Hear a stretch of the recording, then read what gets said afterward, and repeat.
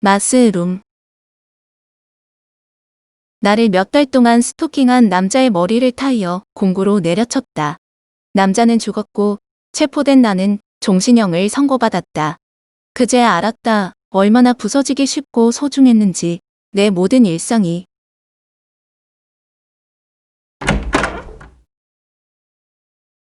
20대 싱글맘 로미. 그녀는 바랐을 뿐이다.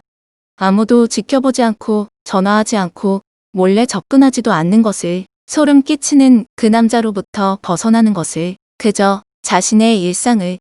남자는 여자를 사냥했으나 검사는 살인과 상관없는 일이라고 주장했다.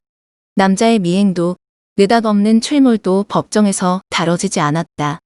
그래도 희망을 품어보았지만 상황은 달리 흐르지 않았다. 결국 로미의 인생은 교도소행 호송버스 철창 안으로 흘렀다. 마거릿 애트우드는 불쾌한 현실을 있는 그대로 허나 공감되게 매우 정교하게 그린다. 달달한 토핑을 뿌리는 대신 박력 있게 밀어붙인다. 주저함이란 없다라고 이 소설에 대해 말한다. 스티븐 킹은 진짜 물건이다. 고약하게 신경을 긁는데 따뜻하고 웃기다라고 말한다. 조지 손더스 레이첼 쿠시너는 젊은 거장이다. 솔직히 모르겠다. 그녀가 어떻게 그 많은 것을 알 수 있는지, 그리고 그 모든 것을 그토록 재미있고 매력적으로 전달할 수 있는지. 또 한 번 놀랄만한 여자 주인공을 탄생시켰다라고 한다. 뉴욕타임스 북 리뷰. 쿠시너는 그녀의 동시대 작가들 제니퍼 이건, 조너선 프렌즌, 조너선 레선 같은 가운데 가장 유능하다. 마스룸은 당신의 마음을 깨부수며 격분시키는 작품이다. 라고 했다. 오프라닷컴에서는 마스룸은 소설 그 이상의 것이다. 범죄 수사이고 공감 활동이며 시야를 넓히는 예술이다라고 했다. 엔터테인먼트 위클리에선 눈을 뗄 수 없게 가슴을 먹게 만드는 소설이다. 대담하고 비극적이고 박력 있으면서 아름답게 정교하다. 쿠시너가 이 시대 최고의 소설가임을 단언하는 작품이다라고 한다. 유능한 작가라는 찬사 아래 강렬한 작품 세계를 구축한 레이첼 쿠시너. 다재다능함 위에서 박력과 유머를 능란하게 구사하는 개성파 작가.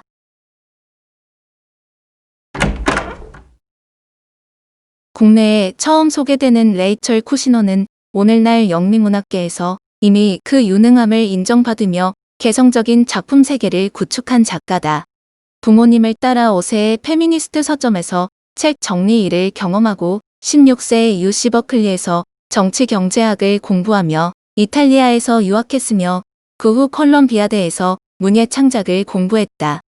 현대 예술과 문학 전반에 해박하고 바이크와 자동차를 좋아하고 호기심이 발동한 분야라면 적극적으로 공부하는 열정까지 갖춘 다재다능한 인물이다. 그런 그녀의 작품 역시 다채로운 이야기들을 쏟아낸다. 한 인터뷰에서 유머 없는 예술을 좋아하지 않는다. 사실 예술로서 존중하지 않는다고 말한 것처럼 방대하고 강렬한 서사가 질주하는 와중에 곳곳에서 절묘한 유머가 빛을 발한다. 그리고 그런 유머를 통해서만 가닿을 수 있는 인간과 삶에 대한 진실을 날카롭게 찌르듯 보여준다. 소설 마스룸은 국가의 교정 시스템에 대한 쿠시너의 개인적 관심에서 출발한 작품이다. 저술 목적이 아닌 범죄와 처벌이 인간과 사회에 미치는 영향에 대해 알고자 범죄학을 공부하는 학생들과 함께 교도소와 법원을 다녔다. 그 과정에서 만난 장기 수감자들의 공통점은 하나같이 극도로 불우한 유년기를 보냈다는 것이었다. 가난과 폭력과 범죄는 긴밀히 맞닿아 있지만 가난의 문제에는 눈 감으면서 폭력의 처벌에는 열을 올리는 국가사회의 제도의 모순이 보였다. 이를 통해 가상의 공간인 스탠빌 여자 교도소를 배경으로 한 소설 마스룸이 탄생했고, 작가는 다양한 인간상의 죄목과 그 죄 지은 자들이 밟는 길을 낱낱이 보여주며 계급, 인종, 가난, 착취, 기회, 운명에 관한 질문들을 쏟아낸다. 여자는 단 하나 바랐을 뿐이다.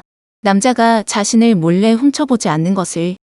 스토킹에 시달리다 교도소로. 끝내 자기 일상을 보장받지 못하는 여자의 삶.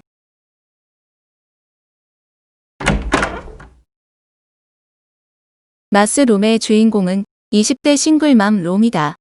스트릿 클럽 마스룸에서 댄서로 일하며 홀로 어린 아들을 키우다 몇 달 동안 자신을 스토킹해온 50대 남자의 머리를 공구로 내려쳐 사망에 이르게 한 죄로 2번의 종신형에 추가 6년형을 선고받고 교도소에 수감된다.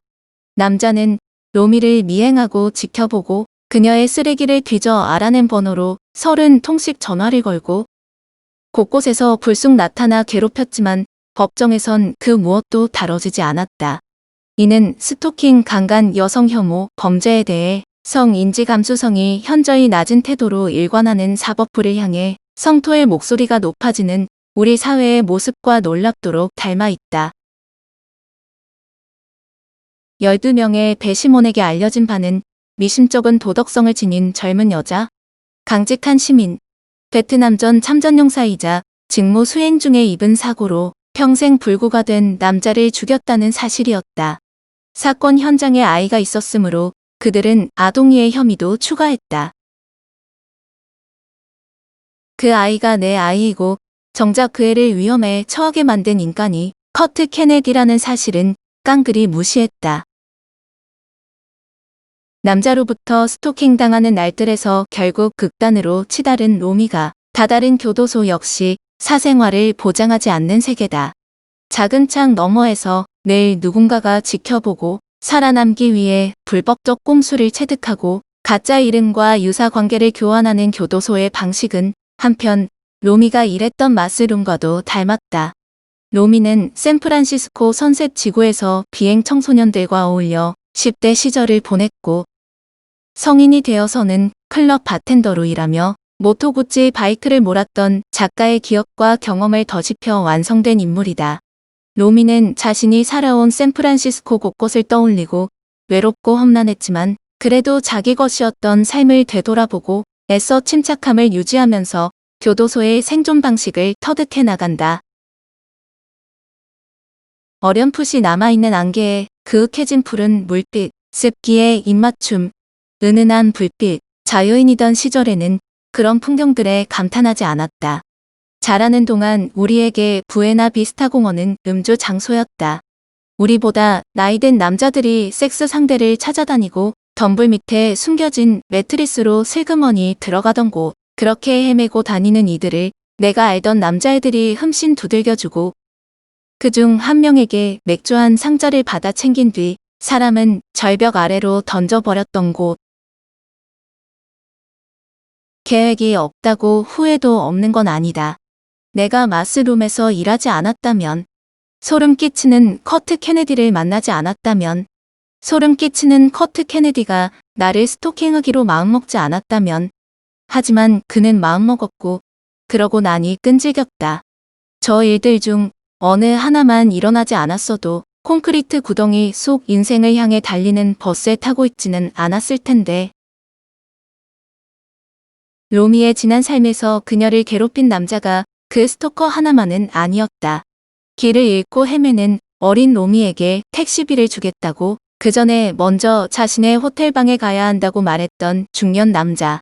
자신이 스토킹하던 여자가 잠적하자 그녀의 친구인 로미를 미행하기 시작한 클럽 손님. 거절의 뜻을 알아듣지 못하고 로미에게 집요하게 굴던 싱크대 대관공까지.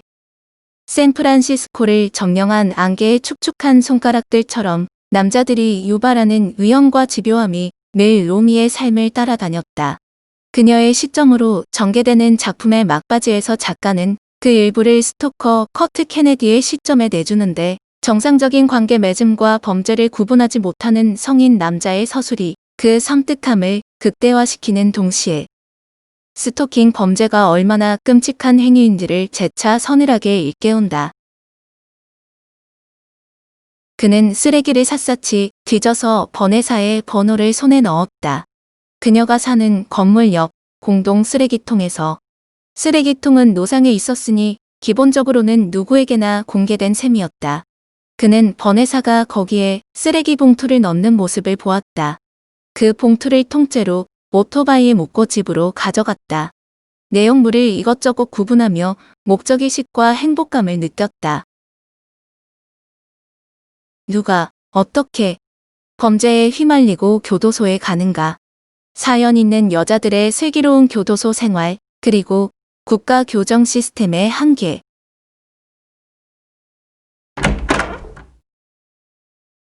스탠빌 여자 교도소에는 로미를 비롯해 다양한 인물들이 수감되어 있다.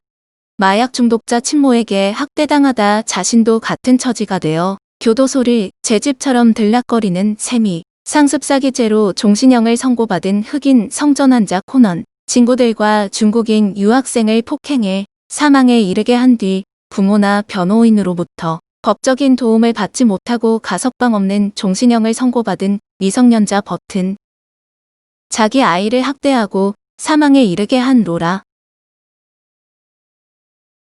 엄연한 폭력에 해당하는 행위들이 있었다.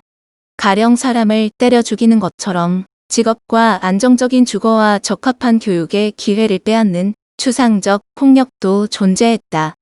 그러나 검사 측에 따르면 진정한 괴물들은 버튼 산체스 같은 10대였다. 그런 사고방식의 근저에서 폭력은 육체에서, 육체로의 주먹질과 가격과 난자를 의미했다. 그런 사람들이 교도소에 갔다. 어떤 종류의 자비도 허락받지 못했다. 소외와 학대의 피해자에서 마치 정해진 운명인 양, 이제는 범죄자가 된 이들의 교도소 생활은 실제처럼 생생하면서 한편으론 드라마틱하게 흘러간다. 생리대와 비닐로 감싼 물건을 변기 배관을 통해 주고받는 일, 흑인보다 편한 일을 배정받는 백인 수감자, 교도소라는 소외적 공간에서 한층 더 혐오당하는 존재들, 가난한 수감자, 자녀 살해범, 성전환자, 밀고자. 교육 수준이 최저이거나 글과 숫자를 모르는 수감자를 위해 설계된 장치들, 여자를 살해한 전력이 있는 성전환자의 이감 소식에 충돌하는 수감자와 교도관, 석방되어도 결국 돌아갈 곳이라곤 폭력 남편이 있는 집뿐인 여자들, 작가의 심도 있는 공부 끝에 탄생한 스탠빌 여자 교도소는 그 강렬한 현실감뿐만 아니라 이를 통해 국가 교정 시스템의 맹점을 알게 하는 데에도 의미가 있다. 고든은 출입구를 지나 교육장으로 가기 전 법원 대기구역에 있는 그들을 보았다. 구멍난 운동복 바지, 아무 로고나 박혀있는 티셔츠, 부적절한 신발. 혼돈의 삶을 살아가는 빈민들, 소년법원 판사들은 저 보호자들을 보고도 알지 못했나? 저 아이들에게는 기회 자체가 없다는 것을.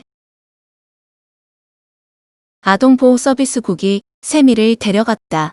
그녀는 시설을 들락날락하다 결국 소년원에 가게 되었고 거기서 싸우는 법을 배웠다. 나중에 교도소 생활에 필요할 기술들을 거기서 엄청 배우는 거야. 12살이 되어 소년원에서 나온 세미는 엄마에게로 돌아갔고 그녀에게 마약을 대주기 위해 성매매를 했다. 남자들은 어린 상대를 좋아했다. 작가는 수감자들의 죄상을 세세히 늘어놓음과 동시에 그들이 거쳐온 과거도 보여주는데 이는 면죄부 혹은 동정의 여지를 주기 위함이 아니다. 소외계층의 범죄율, 교도소 경제, 현 교정 방식의 실효성 등 개인의 인생 뒤에서 작동하는 거대한 구조의 문제를 자연스레 상기시킨다. 작가는 범죄와 교도소의 세계를 다채롭고 박력 있게 펼쳐 보이는 한편 로미가 자신의 인생을 성찰하는 언어는 잘 벼린 시고처럼 신중하고 섬세하게 풀어놓음으로써 강렬한 흥미로움과 차분한 슬픔이 절묘하게 공존하는 작품을 탄생시켰다.